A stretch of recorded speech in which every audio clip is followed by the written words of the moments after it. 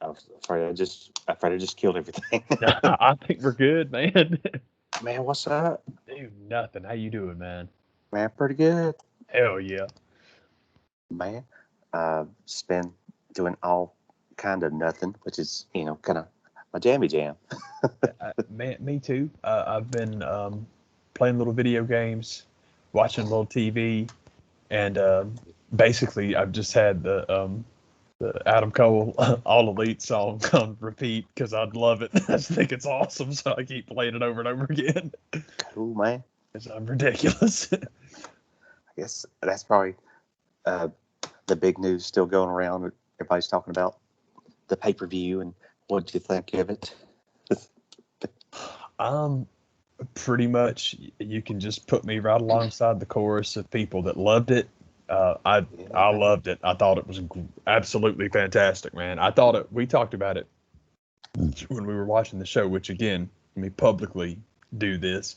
That was awesome. Thank you for the invite. That was unbelievably cool of you to do that, man. Because it's been a long time since we like watched wrestling together in person, so it was quite fun and a very very cool show to do it with. But I know. Sunday afternoon, and curiosity just got the best of me. I knew it would. I was like, I'm watching that. I'm watching Hey, that bowl man, match.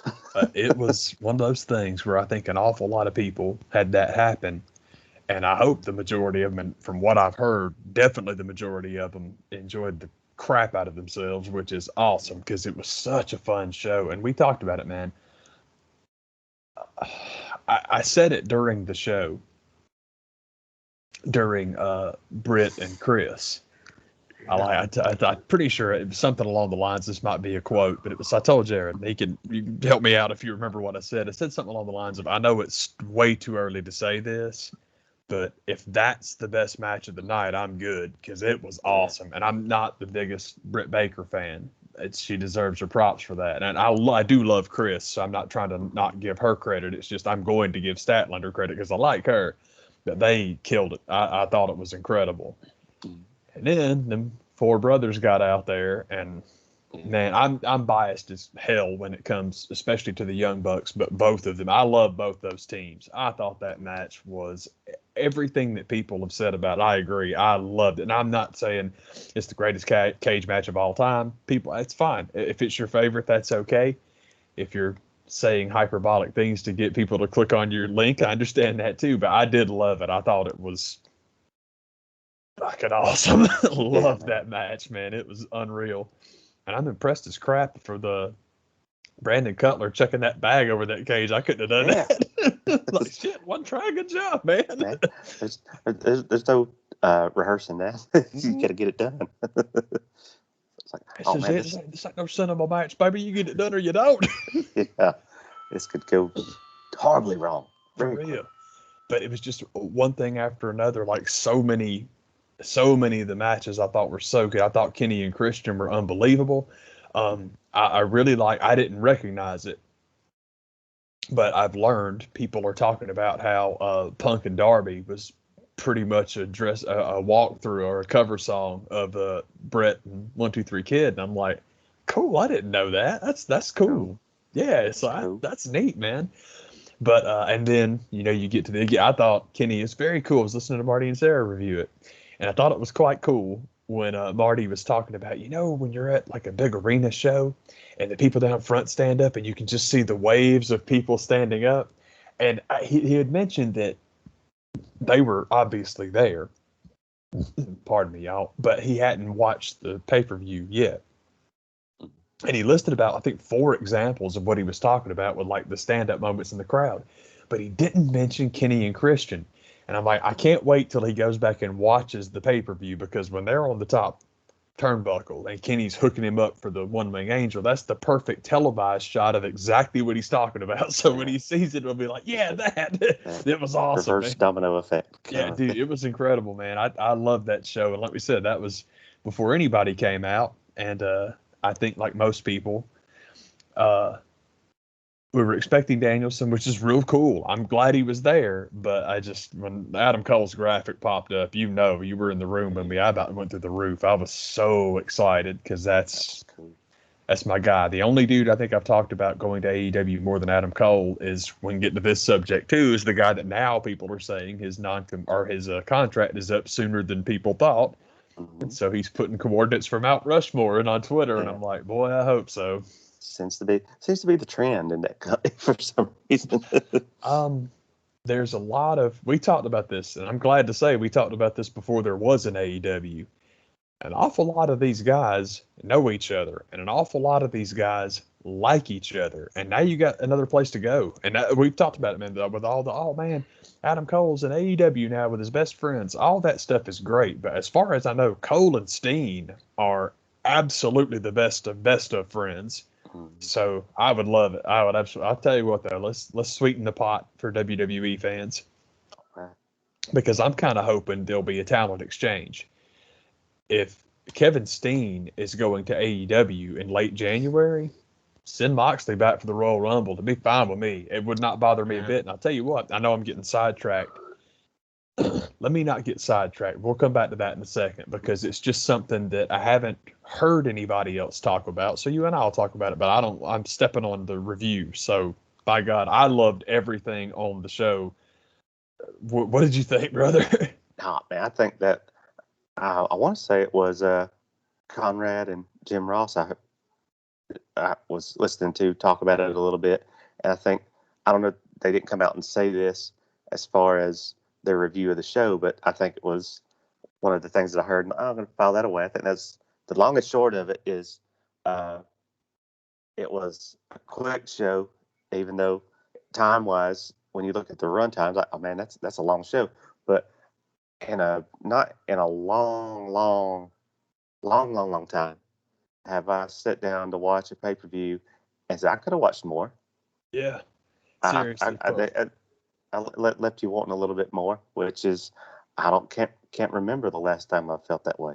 I can dig it, man. It's like everybody. I've heard a couple of people talking about how it was 4 hours, and I'm like, well, it didn't feel Didn't like feel it, like did it? it. Didn't feel No. like it at all, man, which is nice. I'm totally with you. It's like, God dang, congratulations, y'all, because I'm with you. I loved it. I thought it was awesome. And for everybody shitting on Paul White and QT Marshall, it's like, I don't know what you want. You gotta have You a gotta shitter have break in there somewhere. You you gotta gotta have a have toilet break in there.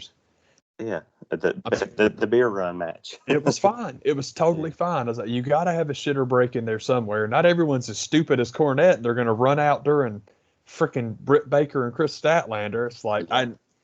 I don't mean to get into Corny's business, but I mean, just that typical, well, it was the girls. I wasn't watching the girls. And it's like, well, you fucking missed it then, didn't you? But I will say, Uh-huh. the stupidest thing he had to say about that entire show was, well, how bad did Chris Statlander hurt Britt Baker? And it's like, Chris Statlander saved Britt Baker about 4 times in that match, brother. I know he's Yeah. talking about that spot in the corner, and Mhm. it's all like, nah, Statlander saved her bacon on that move, man, because that was what Marty and Sarah were talking about. It's like, good God, how strong was Chris Statlander? And it's like, good question, because holy Yeah. crap, dude. Mhm. But I don't that I was, don't want to know. I don't want to find out. dude, seriously. But that was the dumbest thing I thought he said about the entire show. And yes, that includes the Young Bucks and Lucha Brothers. And here's why. If you listen to Cornette's review, I did. I remember listening to let's discuss corny code, because yeah. I've been watching Cornette my entire life. Mhm. Here's the corny code. What's the first thing he had to say about Young Bucks and Lucha Brothers? Well, I hit fast forward. You know what that Mhm. means? It means Yeah. his ass sat there and watched it and couldn't criticize it, so he's going to pretend he didn't watch it. That's exactly what Yeah. that means. Yeah. I can prove it to you, or I can at least offer what I think is evidence of it. Mhm. When did he say he hit the play button to watch it? Oh, when he got his shoe with the thumbtacks in. Oh, I'm sorry, the thumbtacks are the part you're watching? Because you Mhm. bitch and whine about thumbtacks all the time. But Mhm. this time, that's when you're going to hit play and you're going to watch it. Well, here's the problem on two fronts. One, I think your ass is lying to begin with. You sat and watched it. You cannot say anything negative about it. So, oh, I didn't watch it. Oh, I don't I'll care. manufacture something. Just that's the whole point. It's just like, well, I'm not going to lie about it. I'll just say I didn't watch it. Bullshit. You're a liar. Secondly, let's say you are telling the truth and you're fast forwarding it until the thumbtack shoe comes out and you press play. Well, as much as you hate that shit, how many fucking people do you think would stop and do the exact same thing, but they would actually look at it? Just don't say it gets nobody's attention. But that didn't bother me so much because, again, if it's the Young Bucks or Omega, his mind's made up Yeah. because they had the audacity to blast, and I'll prove it. Keep your ears peeled for when Adam Cole starts wrestling in AEW, because he'll shit on him too. Never has before. Has never had anything negative to say about Adam Cole. Hates Kevin Steen, hates the Young Bucks, hates Kenny Omega, loves Adam Cole. Now, see, I love all of those guys. That makes sense. But having one of them that you like because he was nice to you personally versus all the rest of them, when they all know each other, they all work together for years, and they all work a very similar style. Maybe it's not the style you don't like. Maybe it's that Kevin Steen didn't stop the fucking world and slob your asshole like you thought he should. Hey, man, I shouldn't even do that because the show was so positive. Things were so good. I should stay on the upside, man. Sorry about all that. That's all good. I just, felt the same way as far as, just, you got to have some type of match in there to give me a break. It's perfect. It's perfect. People talk all the time about how, well, there is no perfect pay-per-view, and you're right. There ain't. The thing, the ultimate wrestling show of all time is J-Cup 94. Everyone knows it. But J-Cup 94, you don't get a chance to take a breath, much less take a piss. Yeah. They're smart. They know what they're doing, man. It's smart. I thought everything was handled very well. I did appreciate Cornette and Last pointing out the similarities between Miro and Eddie Kingston and John Moxley and Kojima. And I'm still, you know me, I am still convinced. You've got the match coming up. The tag match apparently has been announced for the Arthur Ashe show. And it's going to be Kingston and Moxley against Suzuki and Lance Archer. And I could be wrong, might have it completely wrong, but it would not surprise me a bit. I just think this is where we're headed. Eddie Kingston is going to desert John Moxley in that match, and Moxley's going to get his ass whipped. And then you're going to get the promo that I've been saying is coming, and now there's a whole new layer to it. The promo I've been saying is coming, which is that you guys think Moxley is one thing, but he's something else. Moxley is a Connecticut diva who is the one that has this. There's a reason Tony Khan is now telling you, now nobody has creative control. And it's because the only person that has veto power in his wins and losses is John Moxley. It's why he didn't wrestle Tanahashi, because he couldn't beat him. And there was no way that New Japan was going to feed him to him. They'll do it with Kojima, not doing it with Tanahashi. Now you have him whining and piss baby crying about wrestling Suzuki on the TV show, but they didn't play his song. Fascinating. You're in Cincinnati. You're Mr. Hometown Hero, but they don't play his song because you know everyone's going to sing along to it. You can turn all of this into an incredible storyline. You have an exploding ring that doesn't go off. You have an international legend whose theme song is one of the reasons people love seeing him, and that doesn't happen either. And what do both these things have in common? Well, John Moxley and his contractual. I'm telling you, you can turn all of that into an awesome storyline, and especially if you bring it back to Eddie Kingston being like, I'm doing my job. I'm selling your bullshit exploding death match, and you take a shit all over it while I'm in the ring selling it. Fuck you, man. That would be awesome. They could make a really good angle with that. And again, send him packing, get him off TV, and then have Dean Ambrose show up at the Royal Rumble. Shit would be awesome. And I mean, I'm getting back into it now, man. But the Dean Ambrose, John Moxley thing, it's tied in with Bryan Danielson, because the rumor is going around that Danielson was offered dates in New Japan. Like WWE was going to let him work in New Japan. Excuse me. I am going to assume, because you have to assume, because I never know anything in pro wrestling. I'm going to assume that's true. You put it on the table that Bryan Danielson can work in New Japan. The next phase is I can work any fucking where I want to, and it's going to happen. It's going to have to happen, because if they don't do it, they will lose everybody. And they literally, in my opinion, for all the talk of forbidden doors, WWE has the ultimate forbidden door wrestler under contract, and his name is Finn Balor. That would be the most unbelievably cool thing in the fucking world. Is if when it comes time to renegotiate Balor's contract, you put it in there that in January he gets to show up at Wrestle Kingdom. That would be the coolest thing in the world, and I really do think WWE is going to have to do something. Well, that's the something. Just drop your exclusivity clause. That's it. That's it. And if you don't want them working with AEW, that's okay. But you're going to have to understand that that crossover stuff is going to happen. They will work with AEW talents, maybe not here, but in New Japan. But I think that's where we're headed. I hope it's where we're headed. Yeah, man. And the idea of Moxley coming back, that's cool, man. Now again, if they want exclusivity with it from AEW, maybe it doesn't happen. But if they don't care, that could really be something. I hope that's what we're going to get. So I was really happy to hear about them putting that on the table to Danielson. Like, hell yeah, buddy, because that's just the start. I mean, Bryan Danielson's a big deal, but for what we're talking about, I guess my whole thing with Finn Balor is this. For all the talk about AEW, oh my God, AEW, it's AEW. And I love AEW and I think it's awesome. But where did all this shit start? What was the professional wrestling phenomenon that had nothing to do with WWE but took the world by storm because they put their t-shirts in Hot Topic stores? That's the Bullet Club. Finn's the guy that invented that. So man, if we're going to start shoving people through the forbidden door, who better? Oh, who better? That would be the coolest and greatest thing ever. I really hope that's where we're headed. But also, like we said, I am excited about a Royal Rumble where Seth Rollins eliminates Jon Moxley and then has to wrestle Dean Ambrose as well. Yeah. And I also like a world, perfect world, where Jon Moxley shows back up on TNT to give him what for, and Tyler Black shows up to kick his ass. I think all this would be the coolest stuff in the world, man.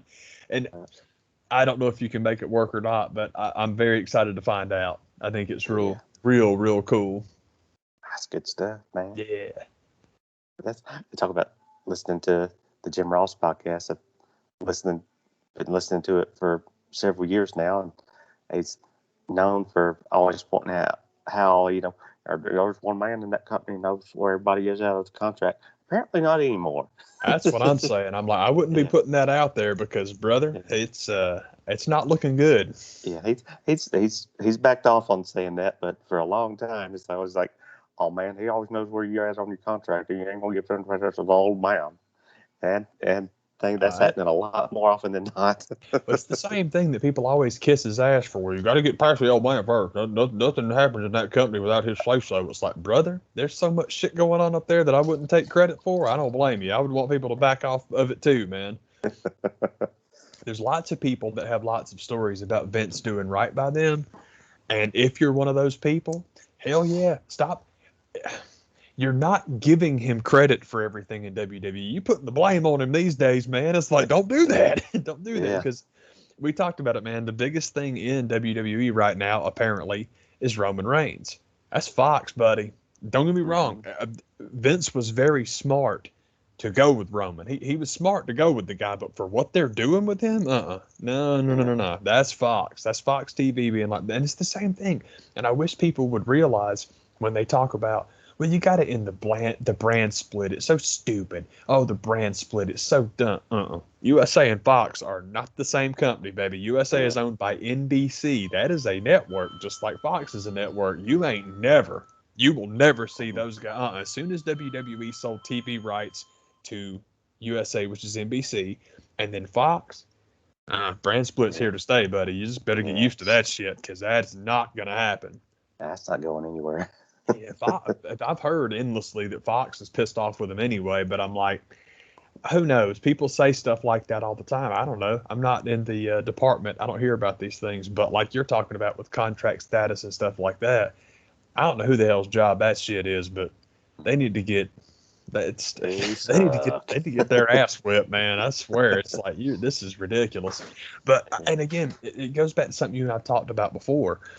The ultimate Vince McMahon storyline, in my opinion, is to book his exit from the company, because you always go out on your back, man. And so the notion of NXT TakeOver being called TakeOver for all this time is great. Man, Triple H rising from the ashes and taking the company over. I mean, if I would love it if it's a storyline. I hope that's what they're doing, because God knows half the shit they're doing now. If it's like, if this is real, I don't know. I cannot believe that some of the stuff they're doing is real. If you tell me it's a storyline, that I'll believe, because then it makes sense. It totally makes sense then, man. But I don't know. I just love the idea of the NXT alum, excuse me, the ultimate NXT ultimates are Roman Reigns and Charlotte Flair and Alexa Bliss. But Alexa, I don't know if they would include her in this or not. Maybe, I don't know. But if you have Roman, who is just forever, oh, Vince's boy, oh, he's Vince's boy. If he turns on him, that would just be because, hey, man, Triple H was NXT. I'm hoping that they can work something out there and give us a really good storyline. Like we talked about it before, man. I'll stand by this. I'm proud that we've said it before. I'll stand by it now, especially after it was All Out, wasn't it? Okay, because I keep forgetting which one it was. And listen, it was out. this was never about putting WWE out of business, because that's not going to happen. But you got to understand, AEW ain't fucking going out of business either, because not only do they have more money than Vince, they got a hell of a lot fewer people to answer to. It's Shad and Tony Khan. That's it. They don't have stockholders, so they're not going anywhere. That's not what it's about. Forbidden Door is what it's about. Forbidden Door is all about wrestlers being. It's the same thing.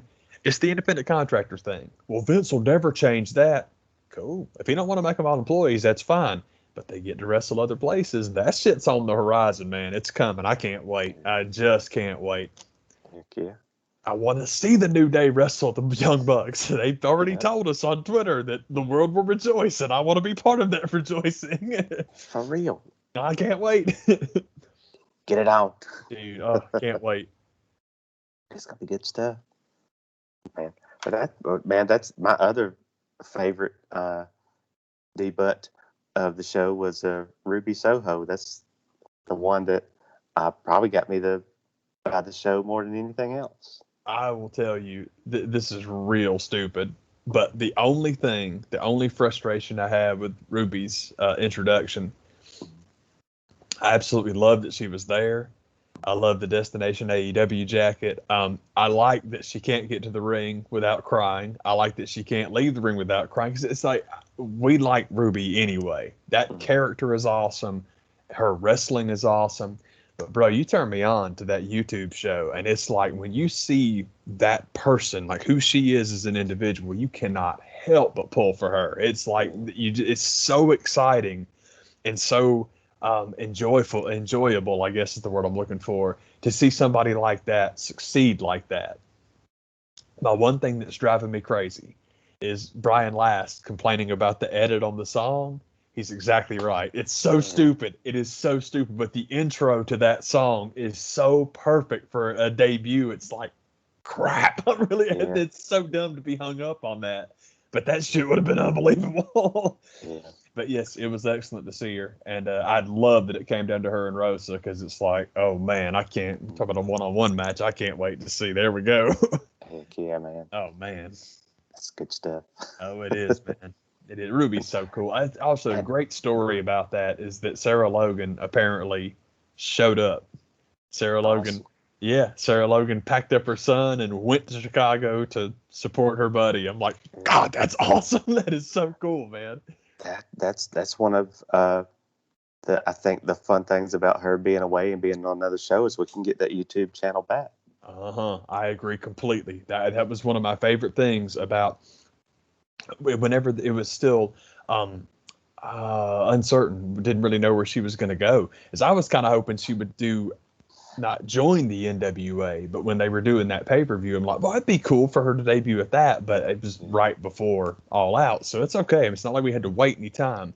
But I totally agree with you. That's a massive thing that I'm so glad that whenever she gets time to do Hooligans Unite, it'll be back. I got to buy a hoodie or a t-shirt or something, because again, it's a cool show because it's a cool show, but it's just, she is so freaking awesome. Just awesome. If you guys haven't watched that, there's a really, really good episode where she makes, Jared's seen it, and I love it. It's so cool because she's a great sport, but she makes her cake for Pride.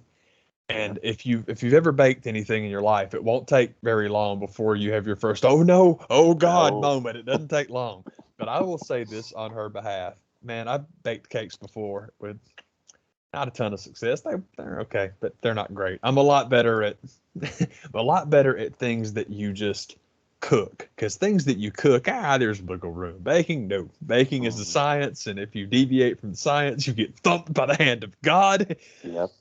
But my thing about her cake is that like the layers of it, like the color, it's beautiful, man. It Yeah. looks awesome. So I hate that. Anyway, that one's very good. But the one I want to recommend to you is the makeup tutorial with Sarah Logan and Ray Rowe. Oh yeah. Dude, it is so cool. And what's so cool about it is all three of them are just neat as hell. I love those guys. So Yeah. cool. So yes, you're exactly right. Getting Hooligans Unite back, I'm unbelievably excited about that. It's it's such a uh, it's so set up to fail with when it comes to the makeup tutorials. Oh, Like dude. you got the girl there who's being told what to do by this through her husband, and she's got this whole table full of makeups. I don't know what any of this stuff is. Seriously, it's like, okay, this one looks good. It's like she has about as much clue as I would have, and it's why I love it. It's so cool. One of the neat things I think is just the anytime you get a glimpse into the wedded life of the Rose, they are so awesome. God, they are just so cool, and that's one of my things about JD from New York was talking about some tag team turmoil thing they had on Raw or whatever it was, and how god awful it was. But you could tell it was one of those things that he didn't set out to say when he started talking, and it just occurred to him while he was talking, and then he nailed it. And he was talking about War Machine, and he's like, "Man, remember the War Raiders? Remember Triple H's War Raiders? Why can't we get those guys back?" And right when he said that, he was like, "Man, I can't wait till those guys' contract is up," basically insinuating they would go to AEW. And I hope they do, because that tag division is awesome, and they would fit right in because they are amazing. But my thing about War Machine in WWE, they might have known each other forever, but as far as I know, NXT is where Sarah and Ray met each other. If nothing else, thank goodness that they signed there, because those guys seem just happy as hell. And now there's, another new little human that came about because they met each other. So come on, that's good shit. That is totally such good shit. Yeah, brother. Yeah, dude, that's totally awesome. So I ain't never gonna be mad that War Machine stopped off for a little bit. And again, the NXT run was awesome because NXT tag division's real good. Yeah, it was a short-lived good time. Yeah. It's just, but that's all right. We can. Good happy days are here again. Yeah, man. Yeah, I would love it if they showed up. I'm hoping I had it all mapped out in my head of the way I wanted it to go, because it's a while from now. But ultimately, I think that I don't know if FTR is going to take those titles off of the Lucha Brothers, but eventually FTR is going to wind up with those titles again. Mhm. And when they do, what I hope they do is then book the Young Bucks to come cut a promo and talk about how, this is supposed to be this big dream tag team match and all that good stuff. And then we had COVID-19 hit and la-di-da. But the fact of the matter is, the last time you guys had those tag belts, it was really fun taking them off of you. Be nice to do it again. So you book Young Bucks and FTR for the pay-per-view like all of us want, and FTR crushed them. Absolutely. When you have a nice classic, I shouldn't say crush, but you have a classic, because you put those guys together, it's going to be awesome. But FTR win, and then have FTR cut the promo Kenny Omega cut last night. Ain't nobody left, baby. We're the best tag team in the world. We came here to prove it, and boy, howdy, I think we just did. And then that's how you debut War Machine. Come on, that would be so awesome. That'd be a I good would one. die, man. Heck yeah, man. Yes, and again, this is all down the line. I know that the next time AEW does a pay per view and they don't have 14 debuts, some people will shit on them for it, but they don't need that every time, man. Because again, like we said, man, the debuts were fun, but that was the show. Was the show. That's what made it so awesome, because those matches were dope as hell, man. It was unbelievable. And that's what we were saying in the moment when it was happening. It's like, okay, we get Adam Cole. Are they really going to do both of them at the same time? Dude, yeah, it's once he kicked Jungle Boy in the face, we're both like, damn, we're doing both these guys. Oh, on Yeah. the subject of that other guy that came out, help me out here, because I haven't heard anyone else mention this, and this could just be, I might just stretch before I say this because this might be the most reaching I do all night. But help me out. When they started the little Y2J, if you want to call it that, countdown, and then MJF's graphic came up, help me out. Did that not say Jericho's final match? Is that not what it said? As a last match or final match? That's what I can't remember. I can't remember if they used the word final, and I want to know if they did or not because I'm literally like, is that a Final Countdown reference? Yeah. Like I said, it might be a huge stretch, but considering that he did debut, maybe that's what they were going for. Yeah. And it's funny because what I keep hearing about, let me put some emphasis on this because I'm getting real fucking sick, especially, this is cruddy. I checked out the Turnbuckle guys because I like that show because they review AEW and I like AEW. But dude, their show this week is just them sucking their own dicks over how, what do you think about that, anti-AEW people? We were right and everyone else was wrong. And it's like, well, not everyone was wrong. I don't know. I understand you have cast your lot or you've put your corn chips into the non-Jim Cornette salsa, where he is making his money being Mr. Anti-AEW, you were on the other side. But it's like, if you're going to review this show, fucking review the show. If you're just going to talk about how right you were, fuck you, because I was right too. And it's like, I don't need to hear that shit. I want to hear about the show. Anyway, sorry to get sidetracked. But, God, there was something in there, and I've totally lost track of what I was going to say. Damn it, I'm sorry about that, because I complain too much. The final countdown was the other complaint some people had about the show, and I think that if even Bryan Danielson probably heard what they were asking for that music, and he probably went to Tony and said, "I'll beat your ass if you pay that." This is the joke that I made. I'm proud of this joke. I just talked about people kissing their asses. Here I go. But I'd love to comment somewhere, and I can only say this to you. I put it on a thing, and no one else will get it, but you'll get it. Mm-hmm. But I was like, well, I mean, if the soundtrack to Hot Rod taught us anything, it's that the rights to Clear the Final Countdown are astronomical. Yes. They got the entire fucking album except that song, and so it's like, oh, we don't need it. Yeah. But yeah, that's what I kept thinking was like, oh, I know what my emphasis was going to be. For slobbing yourself over being right about AEW, forgive me that I nitpick over getting something wrong, but I am so goddamn tired of people calling that shit Flight of the Valkyries. It is not Flight of the Valkyries. You're thinking of Flight of the Bumblebee, which is the cool piano piece that Jeffrey Rush plays in Shine. It is Ride of the Valkyries. I've heard it incorrect too much this past week. And it should have been the Final Countdown anyway. But like we said, I think we talked about that on the night. Like, yeah, the rights on that are probably ridiculous. And that's what I keep hearing is that Europe want a shit ton of money for that song. I don't know who it was that was making that joke. And it was like, well, I mean, you'd figure they'd want that check. I mean, you'd figure they'd want the money. And I'm like, if Europe did good with their money and they don't need it, fuck you. That's their call, man. It's like, dude, I mean, I know they can't all be Motley Crue. They can't all have done so many fucking drugs that they don't have any money left. Sorry, man. I snorted it all away. God. How much you gonna give me? All right. On the subject of Motley Crue, did you watch that piece of shit movie about them on Netflix? No, I never got around to that one. Awful. God, it was so stupid, man. Anyway. I had a feeling. Yeah, I had no idea. It was just like, yeah, okay, I'll check it out. It'll be fine. And then it pops up and it's like, directed by Jeff Tremaine. I'm like, oh my fucking God. It's like, dude, if you're not recording Johnny Knoxville and pretending you have anything to do with this, who gives a fuck? No one cares about you. That says a lot. Anyway, get the fuck out of here. This shit's stupid. Yeah, man. Man, I think probably it's a good ass show all around, and I think I've known this for years. It's just this week after watching this show, I can finally say it out loud to myself. I'm telling y'all about my life. But for years now, it's WWE is just that company that I've always loved that doesn't love you back.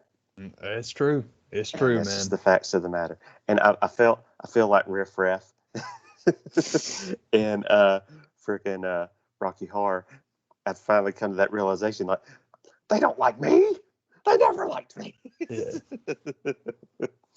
WWE is a very frustrating entity. And the thing, again, it's nice. It's nice to have it on the scale of AEW, but the whole thing with this is if you watch Ring of Honor, if you watch New Japan, especially if you watch PWG, independent wrestling has, like I said, it's the thing that Cornette, whether he can express it or not, whether he profess it or not, the thing that Cornette actually hates about independent wrestling is that there is no curtain.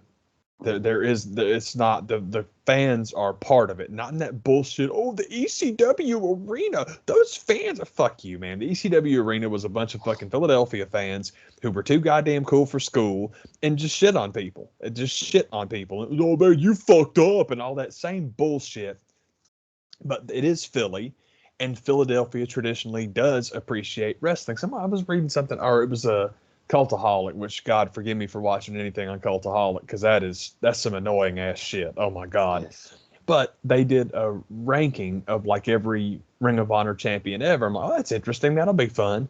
And for the most part, it was, but it's just this huge thing about in the early 2000s when all the independent promotions were trying to see who could be the most like ECW. Here came Ring of Honor, and it's all like Ring of Honor was like ECW, but instead of being trash cans and toilet seat covers, it was Eddie and Dean. The entire promotion was based on that facet of ECW, which we've talked about. No one ever talks about, but that was the shit. That was it, man.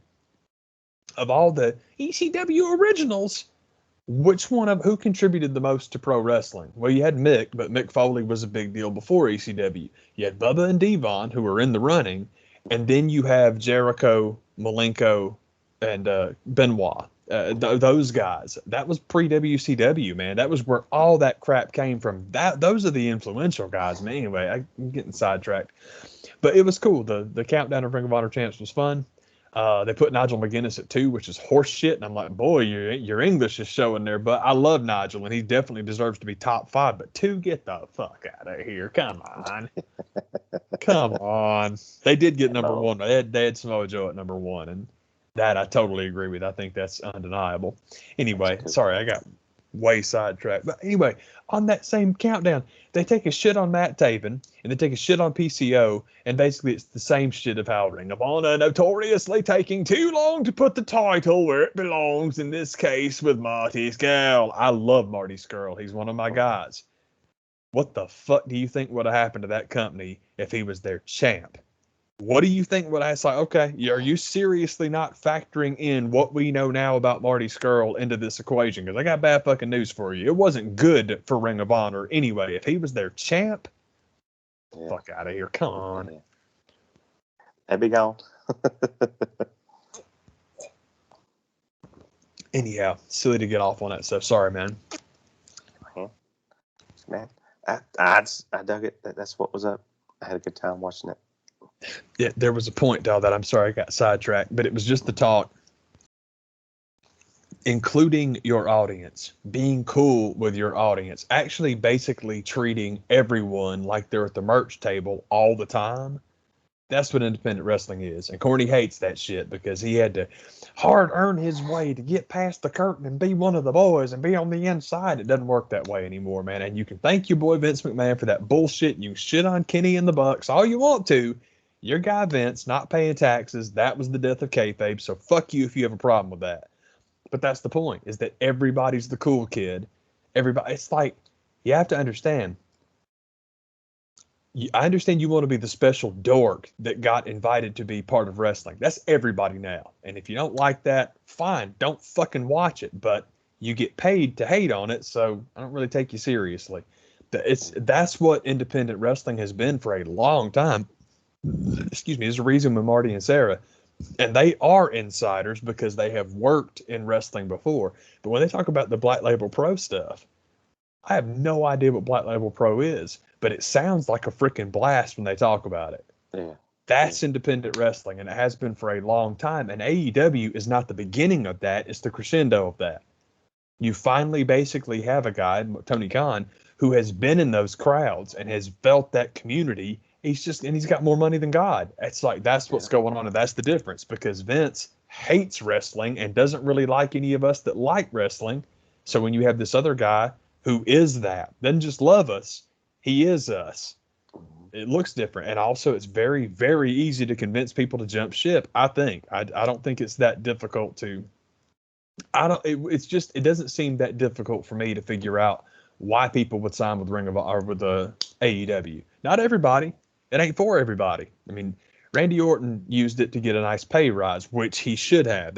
He did exactly what he should have done. And thank God, because if Orton showed up, oh God, I don't want to think about Randy Orton and AEW. At least not yet. We'll get there eventually, but I don't want to see that shit right now because he wouldn't put anybody over. He basically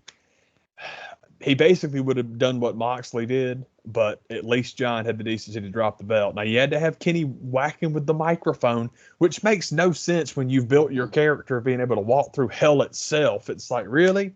He whacked you in the head with a microphone and you couldn't kick out? Oh, my God.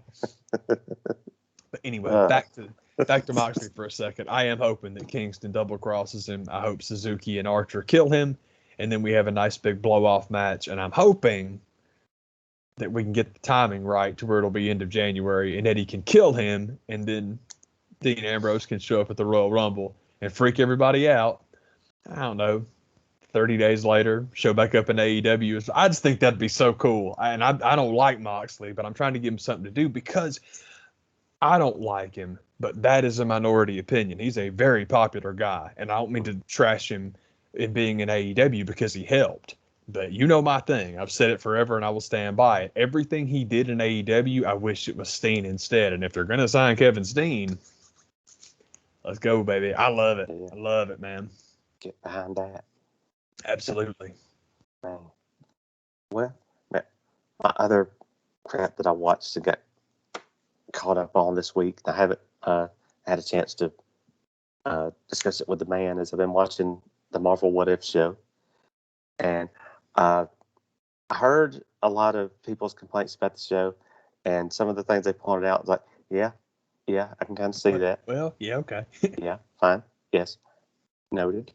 but I mean, it's you had the first two episodes where it's what if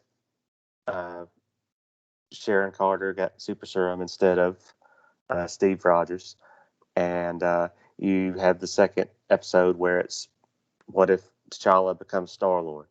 And they were complaining about the show where they're like, okay, you have the Captain America episode, Captain Carter, and it essentially kind of plays out very similarly to what we've already seen. And then you have episode 2, it's like another character swap, but me agreeing with their complaints kind of ends there because the neat thing about the T'Challa episode is the effects of the other characters around him, and it's pretty neat. I thought that was neat, but at the same time, I do understand like back-to-back character swaps. And then their other thing was okay. The What If books was Marvel's.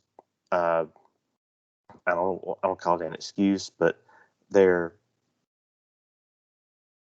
when they felt like really going dark, they could use that book to go freaking dark, and that's true. And part of it is kind of it's hard to really connect to it with it being animation, but animation's a lot cheaper, and the stuff they've done in these episodes, like they're not going to film that live action. So if they did, it would look like crap. So that being said, if you wanted the episodes to get dark to be a what if, just wait because these past couple episodes is like, oh yeah, we're going to show you dark because the episode 3 is what if the world lost its mightiest heroes, which is kind of like, what does that mean? What could this be? And it's the story of Samuel L. Jackson as Nick Fury putting together the Avengers Initiative, and as he's putting together the team, somebody's killing them all, and he can't figure out who's doing this and why it happens. And I just thought it was really cool. I dug that episode a lot, and the most recent episode was the episode that I think everybody had been waiting on. It was the zombies episode, and the Marvel zombie stuff I just never got into. Yeah. Just wasn't my book whatsoever. But them doing it in the Marvel cinematic stuff is like, it's neat, but just wasn't my bag. So, and their, you know, what the story built to was real kind of convoluted, and kind of, I don't follow some of the logic. And it's some of the much of the logic in the Loki show. I'm kind of like, whatever, brother. I don't get it, but I'm here for it. But with it just being tried to crammed into one episode, you're just kind of like, yeah, whatever. But at the same time, there was some moments in it where you're like, oh man, that's tough. But for the most part, it just wasn't for me. The deepest, darkest, deep, dark episode is another one of those when you hear the title, you're kind of like, what do they mean by that? But it's episode 4. It's what if Doctor Strange lost his heart instead of his hands? Mm. And you're kind of like, what does that mean? You don't get 10 seconds into the episode when you kind of realize, oh no, they're doing that. The episode begins with Benedict Cumberbatch voicing Dr. Stephen Strange in the car that he was in the movie version when he has his fatal accident, pulling up to a hotel to pick up. I think the character's name's Jennifer. Anyway, Nancy, Jennifer, one of those things. And they have Rachel McAdams voicing the character. He's pulling up to a hotel to pick her up, and you're like, they're seriously going to do this. They're going to kill her. And indeed they did.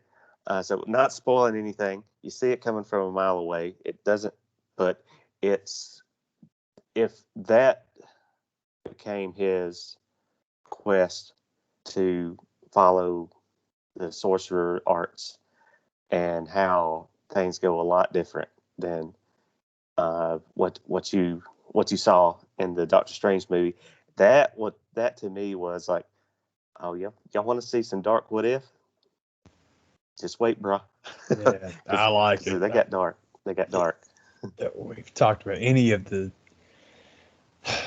all of the Thor adjacent stuff is interesting because there's a lot of, like, anything with mythology, there's a lot of places you go with it, but with magic, there ain't no place you can't go. So the idea of taking a magical character and then adding it to, like you're saying, the concept of what if, it's like, pardon me, it's like, oh, this could make some interesting stuff. And based off of exactly what you just said, it's like, damn, it didn't take long to get to the interesting stuff, did they? That's a really good idea. That's very cool, man. So man, that's been my show. Yeah. I've been digging so far, and that's part of what I like from freaking Iron Man. I've said all along, like, the books are their own thing, the movies are the other, and I like the idea of we're going to do what if, but it's all going to be based on everything you've seen in the cinematic. I agree. I think that's a really smart way to do that. That's very cool. Yeah, and it does a good way of tying stuff into, or it's not just the Disney stuff. They've tied in some Fox stuff in it as well, because you want to have the Hulk around. It is done in a really neat way. But man, for the most part, I mean, them complaining about, like, man, the what if books, man, that was Marvel's. When they felt like get dark, they could do it. It's like, well, y'all just wait around a few weeks, and you're going to see. It's anything that anything that has anything to do with Disney. People are, oh, they won't go dark because of Disney, which is bullshit. Because of course they will. It's going to be fine. It's going to be like we talked about. Charlie Cox showing up in No Way Home. I hope that's true. I hope that's where they're going. But as far as, well, they're not going to revive the Netflix stuff because it's too dark. And it's like, what the fuck is Hulu for? Get out of here. Of course, they can do anything they want to, man. It's fine. It's going to be fine, man. We have lots of possibilities. It's going to be very, very fun and very cool. But I'm glad hearing that What If is enjoyable, because just anything like that. I love one of the things that really goes back to what you've always said, where it's like the movies and the books are different things, because you're right, they totally are. And it's neat that that's already kind of established. And anyone that doesn't get that by now they're not into it. It's fine. That's okay. You ain't got to worry about that. But in knowing those two things are so different, like I said, man, anything like What If, that's totally awesome. You've already shown that, well, it's not the books. We're going to do our own thing. What If gives you an extra layer of your own thing. And then, like I said, godly characters, magical characters. Oh, boy. It's like we said, this goes back to, we had this conversation when it was announced that Cumberbatch was playing Doctor Strange. As soon as you find out that's the guy that's playing that role, it's like, well, he's going to be prominent going forward, which is very exciting. It's super, super cool that it's like, oh, man, Doctor Strange, yeah, there's lots of places you can go there. The least of them not being Illuminati. Dude, how are we going to tie Xavier into all this stuff? Well, it's great. It's great. This is very exciting stuff. And it's cool that it's been, it's not to tie it back to AEW, but it was something I was talking with someone about it. Well, AEW is going to hot shot the territory and they're going to burn it out, and all these guys are going to go back to WWE. And I'm like, yeah, people have said that about Marvel this whole time too. People have always said, well, the Avengers characters won't work. Well, it worked that one time, but it won't work for Captain America. See, Captain America wasn't any good. Then the second one comes out and they're like, oh shit, I can't talk shit about it anymore. And it builds up to Avengers, and then Avengers knocks your dick stiff. And it's the worst one in the Avengers series. And it's like, you take your time and you've got good ideas. And that's the main thing with AEW, again, is it doesn't have to be ideas from one fucking person. There's always going to be something worth seeing. On the subject of stories in AEW, I don't know why I'm asking you to help me out with this, because I think it's as mystifying to you as it is to me. The fuck is wrong with people on did people really think that Cody Rhodes is going to beat Malachi Black? The fuck? I mean, people have just decided they need Cody Rhodes to be this Triple H burying character. What are you talking about? Well, Anthony Ogogo, look, an Olympic boxer punching you in the face and not killing you, yeah, that's dumb. That's real dumb. We completely agree on that. I don't like Cody beating Anthony Ogogo, but I'll tell you what I like less than that. Anthony Ogogo beating Cody Rhodes, and then Cody Rhodes turning around and feuding with Malachi Black and losing to him again. Makes sense, doesn't it? When you remember that was the last thing before Malachi Black showed up, dude, he had to win. And now Malachi killed him, and now Malachi's going to kill him again. I can't believe that people think Cody's going over in that match. But people thought he was going over in the first match. It's like, I get it. I don't get why people hate that guy so much. I guess it's kind of the Hangman Page thing with Ring of Honor. You got to dislike one of them, I guess. I don't know what the fuck the problem is, but whatever, man. Yeah, man. I just don't see it going down that way. Me neither. I do not either, man. But I'm fast forwarding, but I'm looking forward to Malachi Black and Adam Cole wrestling each other again. That whole crop of NXT championship stuff at that time, who was it? It was Malachi Black. It was Cien Almas. It was Ricochet. It was Adam Cole. You got 3 of the 4, man. Let's go. I'm good with all this stuff, man. Yeah. It's building up to something awesome. Yeah, looking forward to it, man. We're talking TV. I'm sorry, I got sidetracked, man. I have recently, thank goodness, I finally stopped playing video games for a little bit. I'm terrible about video, man. Anyone that watches the show by now, I play 2 video games, and I played them endlessly and forever, and it's ridiculous, but I'm still working on it. I did put Cristiano Ronaldo back with Manchester United. That was fun. It was nice. It's nice having Chris back. I'll tell you what, speaking of nice, man, these fellas right here absolutely skint Orlando the other day. That was very, very nice. And my buddy Darian and I discussed this. I'll ask it here now. I don't know what they put in. I almost said Miguel Almiron. I'm sorry, Almiron played great against us yesterday. I shouldn't say great. United killed him, but Nicky played well. But I don't know what they're putting in Barco's pregame slushy or whatever it is. But that guy, he is frightening. He is a frighteningly talented individual, man. So anyway, I got sidetracked. Sorry about that. My TV that I've been watching lately, because I finally turned video games off. Once I got Ronaldo on the United roster, it's like, okay, that's enough for a while. Yeah. I finally, took me forever. I finally sat down and watched Fleabag. and I watched it all the way through. And then I started again and watched the first season again, and now I'm watching the second season again. And short review for Fleabag is that it's one of those things that you and I talk about, man, where we talked about it with comic book series. Like, we don't really run out and get issues because, like, well, if it's that good, I'll hear about it. That was Fleabag. It's all I ever heard. So it's the greatest thing ever. You got to watch it. It's the greatest thing ever. Holy shit, watch it. And I'm like, cool, I will. This will be nice because Phoebe Waller-Bridge has a movie on Netflix, and I can't remember what the hell it's called now, but I watched it and liked it and was told, oh, if you like that, you'll love Fleabag. I'm like, cool, I'll check it out. And they were right. I did like the movie, and I loved Fleabag, and that was one time through. But what's happening is this. I liked the first season. I really liked the second season. Then I went back and watched the first season again, and I loved it. So I can't imagine what's going to happen, because as far as like the layers added to my enjoyment of watching the first season again, I don't know what's going to happen. I'm looking forward to this though, man. It's like, this is great shit. Great shit. And I had been told by several people, oh, you like girls, you'll like Fleabag. And I'm like, cool, okay. And there are similarities, only in the sense that, well, they're written by women and they talk about sex all the time. That's great. That's fine. But there is a huge difference as well. And one of the differences is Hannah Horvath is not a good person. Lena Dunham never wrote her to be a good person, but people don't say that. Fleabag, which is the character's name, is the bad guy.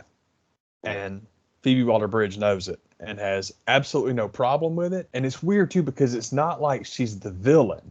She's the bad guy. They're different. The brother-in-law is a villain. That's the one thing about that show that I'm like, because he's just a little too Eric Bischoff-y. He's just a little too twitchy on the mustache. And like, anytime you're that on the nose with a villain, it's like, okay, we get no subtlety. And the reason it frustrates me, I guess, is because the other character, who is just awful, is the godmother, who's Olivia Colman. And she is, I mean, fucking vile. But the way that she's presented as vile, it's so much more believable. Because the brother-in-law, yeah, that's it. He's just a prick all the time, forever, on the surface, with no subtlety at all. Godmother is a piece of shit, but she's all sweetness and it's hard to explain. And I guess the problem is, you don't want the characters to be too similar, so you can't write them the same way. And even if you did, Olivia Colman is going to knock her job out because she's Olivia freaking Colman. But anyway, I'm very impressed. I don't mean to get like crazy sidetracked and not give any more detail than that, but it's a very, very good show. Now, I will say, if I've never heard any complaints about Jim Halpert looking right down the camera, but if that does annoy you, Fleabag will make you want to pull your hair out of your head. But Okay. I'm all right with it. I think it's quite funny. I enjoy it. I'm all right with it. I love it. And I've never heard complaints about Fleabag either, but it's just like, I could see this. If this annoys you, this would annoy the shit out of you. I think I've just gotten so used to so many characters doing it, I don't think I would notice it. Yeah, well, she talks to you. It's very cool because Okay. she'll narrate. It's like, yeah, I like this better. That's cool, because my only thing with Jen When a is, it's character like, does that, it's like Ferris style, so I kind of like that. exactly, yeah, it's totally Ferris Bueller, man. That's exactly what she's doing. Is, yeah, my only issue with Jim looking in the cameras, he does the same goddamn face every fucking time, and it's like, again, when Martin Freeman does it for 2 years, that's okay. But your show is going to be on. You're making this goddamn documentary about a fucking paper company for 8 fucking years. This is not it. This is not interesting anymore. Speaking of nobody considering logic Yeah, dude, at all. It At is one all. of my things about The Office, and the man, I ripped it off from you totally, but it's like, it's a documentary about a fucking paper company. The way they did it in England made sense. When you do it in America, you want another season? Okay. Oh, another season? Well, okay. It's like, the fuck out of here, man. Yeah. And I think that's my other one thing that made me not despise is maybe harsh and too far, but not enjoy the show is the other shows that spawned that are documentary style. And it's like, man, somebody would have moved in and rescued those kids from the Modern Family cast Oh God, if that was I'm real, not. if that was an actual documentary that was going out to the world. I'm not a huge fan of documentary style either, mainly because Christopher Guest never gets credit for it. Even if people Yeah. want to go back to Spinal Tap, it's Rob Reiner, and Rob Reiner's a talented guy, but Rob Reiner, all he had to do with Spinal Tap He had the is that connections to get that movie made. he was brilliant enough to realize how hilarious those guys were, and he wanted to help them out. He Yeah. totally deserves a pat on the back for that, but people kiss his ass for, oh my God, he invented the mockumentary style. Bull to the shit. Christopher Guest invented the mockumentary style, and everybody owes him for it. But they do movies. Movies work better. Even for them, movies work better because, I mean, I don't know. Mascots was okay. We talked about it. It was okay, but it wasn't great. There were Yeah. things about it that I liked. There were things about it I didn't. It was, Anyway, it was, it was kind of tough to get through. yeah, it was when it was good, it was real good, but it wasn't always good. Mhm. Anyway, I got sidetracked. That's dumb. But yes, Fleabag is every bit as good as I had been told that it was, and again, that's like time and a half through. But I'm fascinated to see if two, and again, episode 1 of season 2, I loved it the first time, but the second time through, I'm like, oh my God, I'm loving this shit. So I'm excited. That's what we'll do when we're done here. I'm going to tune back in. Heck yeah, man. Man, I don't know much else what's going on, to be honest with you. The only other thing that I was going to touch on just real quick, man, is I turned my TV off, so I didn't watch it, but I watched the highlight film of it today. And I'm really glad that Tampa and Dallas was so much fun. Golly, the NFL season kicked off a couple of days ago. And the Cowboys went to Tampa to play the Buccaneers, and it was just awesome. I mean, if you tune in to watch football just to be entertained, I mean, if you're not a Cowboys fan, if you don't mind that they got beat, if you just want to see them show up and play well, or if you want to, and this is the story that I'm still waiting to hear somebody tell. Boy, a lot of all that talk about Dak Prescott being on the dung heap of ex-quarterbacks, that seems to be greatly fucking exaggerated because he played his ass off. Oh my God. But that's real cool. I've become such a pro football fan in the sense that I just watch it as an adult. And all I mean is I don't have any emotional tie to any team except negative ones, which is really shitty. And I hate to admit that, but it's true. I've got a couple of teams I like. I've got a couple of teams I fucking hate. One of them being Tampa Bay. But they played awesome. I mean, it was really, it's not like watching college football where you hate this team because, ooh, it's not like that. I'm a grown up, man. I don't like hearing about Tom Brady all the fucking time, but he played awesome the other day. He really did. And all I've really heard as far as stats is, well, I mean, those interceptions, they're not his fault. Well, here's the thing. The only reason you have to hyperventilate to tell people that is because you go out of your way. And I'm talking about Skip Bayless here, of course, obviously, because you hyperventilate anytime Aaron Rodgers throws one.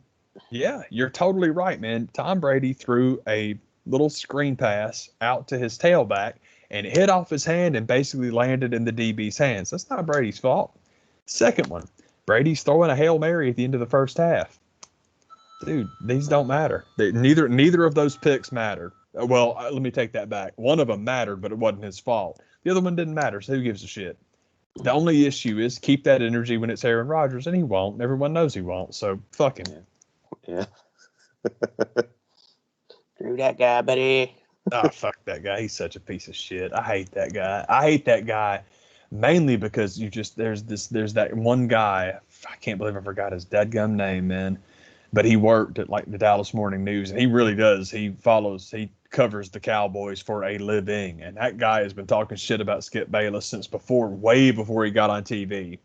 And it's just about not even what kind of a reporter he is, which is a joke, but he's just an awful guy, just a terrible guy. And the biggest crime, according to this guy, is he's a faux Cowboys fan. He's not even a real Cowboys fan. Oh, fuck that guy. I think that's awesome. The most egregious thing that Skip Bayless can do is to pretend to be a Cowboys fan. People won't say that. You gotta listen to me. Yeah. Exposed. Yeah. But anyway, I'm very excited that the season is here, and that was just cool as hell. I'm like, man, good job, y'all. You did a nice job of. it's just cool. It was fun. Again, it's kind of a fun way to follow it because you don't spend 6 hours watching TV commercials. You just jump on YouTube and watch the highlight. And they're good, man. Like the NFL, the league itself, the highlight packages they put together for every game I've ever watched them. They are fun, man. They're really good because it's not just here's a touchdown, here's a touchdown, oh here's a sack, here's a touchdown. It's not that at all. They really will. They'll like. I'll give you an example. The first thing on that video is Dallas stopping Tampa on third down. It's a third down stop, and it made the highlight reel because that's part of the story. The next thing is the next play, which is the Tampa Bay punter. They put a punt on the highlight reel, and it's because homie kills the thing, angles it to the sideline, and drops it to the 2-yard line. And I'm like, yes, that's what I'm talking about because that's the story of the game. We can't have no punter on the highlight reel. But you can. If you want to see the story of the game, that belongs there. And I love it. They do that all the time. I love it. Very, very exciting stuff, man. I want to hear the real stuff. Hell yeah, man. Heck yeah, man. I think that was everything, man. Appreciate you, dude. Thank you for doing this. That's all good, man. I'll see y'all. Yeah, take care, y'all. Thank you for watching. That's what's up. Ah.